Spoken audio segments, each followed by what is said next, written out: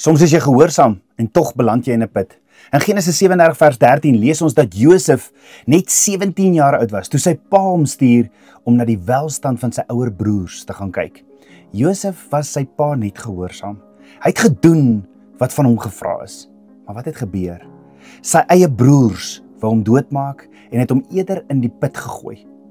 Hulle het besluit om eerder nie dood te maak nie, maar om in 'n put te gooi. En baie van ons kan daarmee identifiseer. Soms doen jy die regte ding, soms is jy net gehoorsaam en tog beland jy in 'n put. 'n Plek van pyn of 'n plek van eensaamheid, 'n plek van verwarring, 'n plek van stilte. Josef se storie leer ons iets baie belangriks. Wanneer jy in 'n put beland, is dit nie 'n tyd om te kla nie, om te memoreer nie. Dit is 'n tyd om stil te word. Dit is 'n tyd vir selfondersoek. Ons vra maklik, wie se skuld is dit dat ek hier beland het? Ons blameer mense graag. Ons sê maklik my ouers se skuld, my broers, my kerk, my werkgewer, hulle het dit aan my gedoen. En ja, ander mense se optrede is soms verkeerd, maar dit is nie net wat ander doen wat ons vasvang nie. Dit is hoe ons daarop reageer wat ons vas of vry maak. Vandag het ek nodig om vir jou te sê, dit is tyd om uit die put te klim.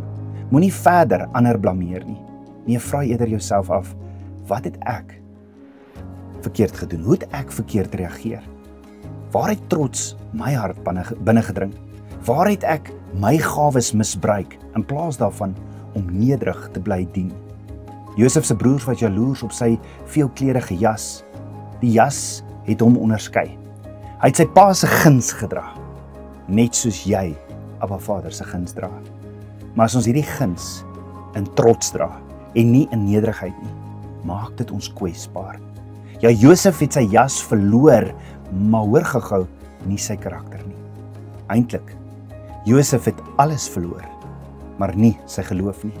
En want eintlik het Abba Vader hom opgelig en hom tweede in bevel in Egipte gemaak.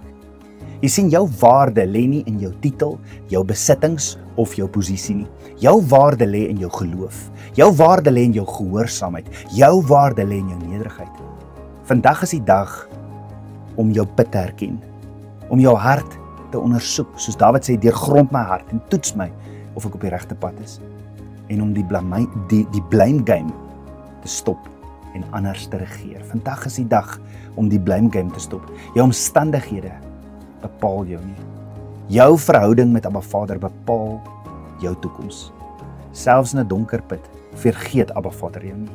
Hy sien jou pyn, hy vorm jou karakter en hy versterk jou geloof.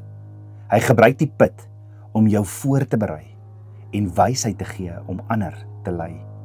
Jou omstandighede bepaal nie jou toekoms nie. Jou gehoorsaamheid en vertroue in hom doen.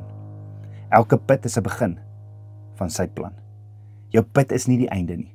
Dit is die begin van alles wat Abba Vader vir jou bestem.